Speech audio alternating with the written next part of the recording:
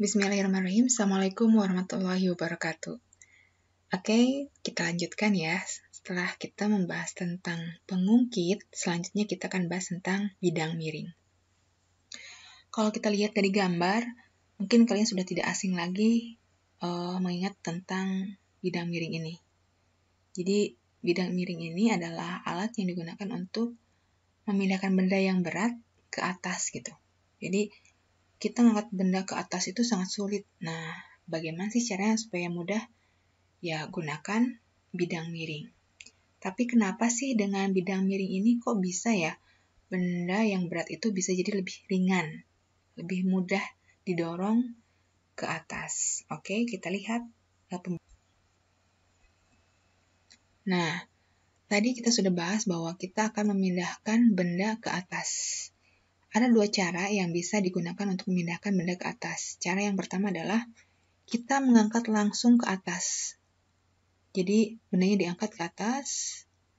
Nah, sampai ketinggian tertentu, sampai T tertentu. Ketika kita memindahkan benda dan kita memberikan gaya, maka di sana akan ada usaha. Berapakah usahanya? Nah, usahanya adalah B dikali T. Kenapa? Karena ketika kita memindahkan benda, kita melawan gaya gravitasi dari benda tersebut. Nah, B itu adalah gaya gravitasi. Jadi, B dikali T. Ingat ya, B-nya apa? B-nya itu adalah gaya berat.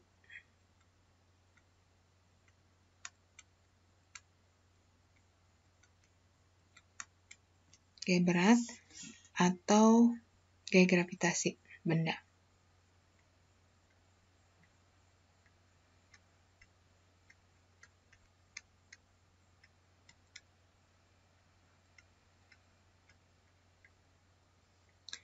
Nah, itu. Jadi kalau kita memindahkan benda ke atas, berarti usahanya B dikali T. Sekarang, bagaimanakah usaha yang dilakukan apabila kita memindahkan barang ke atas, tapi menggunakan bidang miring? Nah, bidang miringnya memiliki panjang lintasan S, ini panjang kemiringannya ya, dan ketinggiannya sama, T. Kenapa? Karena kita sama-sama akan memindahkan benda ke atas sampai ketinggiannya T. Nah, kita dorong pakai F, Z ke atas. Nah, berapakah usaha yang kita lakukan? Kita lihat bahwa usahanya adalah F dikali S. Kenapa? Karena ini gaya yang mendorongnya, dan perpindahannya dari mana? Dari bawah sampai atas. Itu sejauh S. Jadi, punya F kali S. Nah, kalau kita perhatikan, mau diangkat langsung ke atas, atau mau diangkat menggunakan bidang miring, kita lihat perpindahan dari benda ini sama-sama sejauh T. Ya, ini diangkat sampai sini, sampai T, sampai tinggi tertentu. Yang ini pun didorong sampai T tertentu. Artinya apa? Usaha ketika mengangkat itu sama dengan usaha ketika kita mendorong. Ya. Jadi di sini kita bisa simpulkan bahwa B dikali T sama dengan F dikali S. Kenapa? Ingat, tadi mau didorong menggunakan bidang miring sama diangkat ke atas, tetap saja perpindahannya sama. Nah, jadi rumus untuk bidang miring itu adalah B dikali T sama dengan F dikali S. Atau kita bisa ingat, cara mengingatnya adalah nanjak BT pisan. Nah, orang Sunda ya, tidak bisa membedakan F dan P. Nanjak BT pisan. Oke, apa aja sih mereka? Ini tadi gaya berat ya. Ini gaya berat.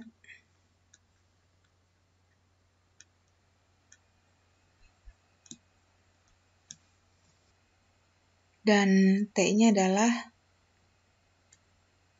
ini ketinggian, tingginya.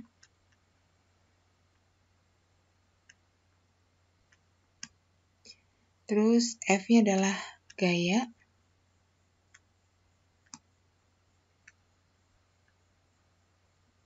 Dan S-nya adalah panjang bidang miringnya.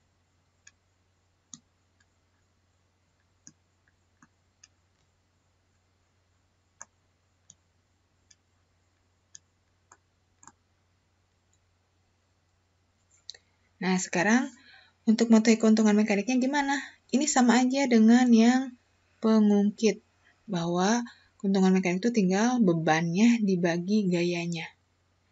Nah, yang bedanya di sini, KM-nya, keuntungan mekaniknya ada yang lain, yaitu tinggal S, nah ini sisi miringnya, dibagi dengan tinggi, atau kita ganti jadi T. Jadi KM-nya S per T, kayak gitu ya. Bisa pakai yang ini atau yang ini. Nah, kita coba latihan. Oke, sebuah box bermasa 40 kg. Oke, ini massa nih. 40 kg itu massa M. Akan dinaikkan ke ketinggian 1 meter. Berarti ini adalah T ya, tingginya. Jika percepatan gravitasi 10, berarti ini adalah G. Maka usaha yang dilakukan untuk mengangkat box tersebut dan keuntungan mekanik dari bidang miring tersebut. Oke, kita mau cari usaha. Nah, usaha di sini kita bisa pakai yang mana? Yang B dikali T, atau